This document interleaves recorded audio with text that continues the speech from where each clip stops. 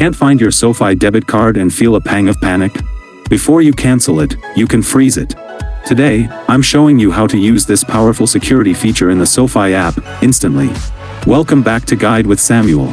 Think of freezing as a temporary pause button. It immediately blocks new purchases and ATM withdrawals, but it keeps your account open and your recurring bill payments active.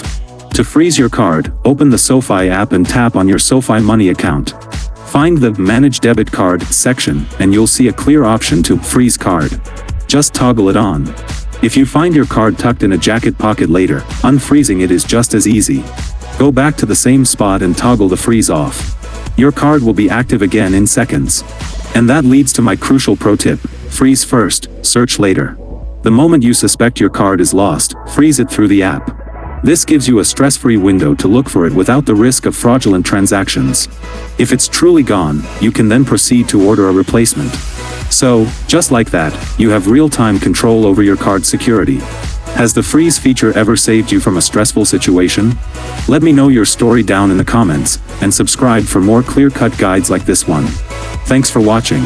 I'm Samuel, and I'll see you in the next video.